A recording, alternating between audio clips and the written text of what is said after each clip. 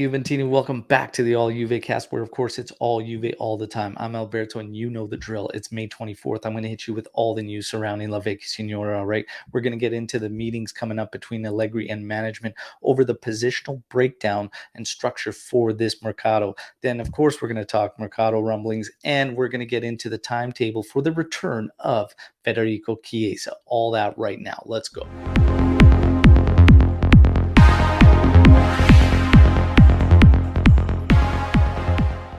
All right, Juventini, quick reminder before we get into this to like the video and subscribe to the channel. Thank you for your continuing support and getting us to 2K, but let's keep that AJC army growing and continue to hit that subscribe button and share the content. All right, that's all we ask. Now, let's get into it. So, Max Allegri will be in a meeting with management today and tomorrow to discuss the positional breakdown of the Mercato and, of course, go over all the options and different scenarios and how each move affects the other and come up with their Mercato strategy. Even though two deals are very, very close to being finalized and should be finalized this week, they're still going to break down the rest and how it looks like outside of that. And we always said it would probably start with that midfielder signing. Okay, so the positional breakdown is as follows for Max Allegri as far as his wants and desires out of this Mercato. And it's basically a center back, a left back, two central midfielders, a winger, and a striker. That's the positional breakdown Max is looking for. Okay, so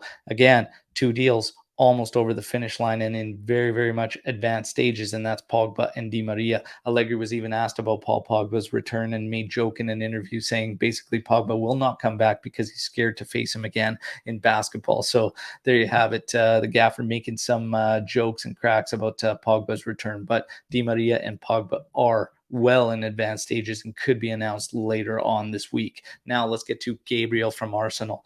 This is exactly what makes the Mercato season silly, and that's basically you will hear a report and you will hear something completely contradicting the next day. Gabriel, no different here because it says that he is apparently happy at Arsenal despite the Juventus interest and will not be included in any deal for Artur. Again, doesn't really mean a whole lot during Mercato season because these things go sideways all the time and you hear all sorts of contradicting reports. So we just wait and see what develops. But the latest is that he is happy there and will remain at Arsenal. Now, in terms of left back, Udogie continues to be the one that Juventus is eyeing very, very closely. And it is being reported now that Alessandro is done with Juventus. It doesn't have anything in the report stating whether or not there is some team interested or if Juventus is just going to buy him out. But it is being said that Udogie is front runner right now to take over that role and be that left back for Juventus and be the ideal replacement for Alex Sandro. Okay, so in my personal opinion, I've said this a lot, we do need to move on from Alex Sandro. It's long overdue in my personal opinion. So Udogie, I would gladly take Udogie. Pellegrini is an interesting one to me because I thought he'd be up for a battle once Alexandro goes, but it is being reported that he wants to leave and go somewhere where he's guaranteed starting minutes. So we wait to see if he's willing to stick around and battle it out with Udogie. Wait and see. Now, in terms of the timetable for Federico Chiesa, it is being slated that his return should take place in October. Okay, so mixed feelings on that one from a lot of Juventini, wondering why the wait, why so long. We've seen other players return much, much quicker. Even our own Giorgio Chiellini at the age of 35 returned a lot quicker with no setbacks or drawbacks. The only thing I could think of, obviously, without having close interactions with the training staff and Federico Chiesa and whatnot, is that Juventus is going to play this thing extremely, extremely safe and be on the long end of the healing time, just simply for the fact that he is one of those pillars in the core for Juventus in the foreseeable future, along with Vlahovic, Locatelli, De Ligt. He's right in there, and they probably want to take absolutely zero chances with this guy's future, especially the fact he's so young. That's the only thing I can think of. And of course, this timetable can change or whatnot, but right now it's sitting at October. Does this have any implications on the Mercato? Should we get another winger or whatnot? I don't think so, because I think you could bring in Sule, not for starting minutes, because I don't believe he's quite there yet, but Quadrado would be filling in as one of the wingers. Di Maria could potentially be that other one. And then you'd have to look at another forward that's not only a striker that could play across the front three, a la Raspadori, a la Gabriel Jesus. Someone more versatile like that could play a factor.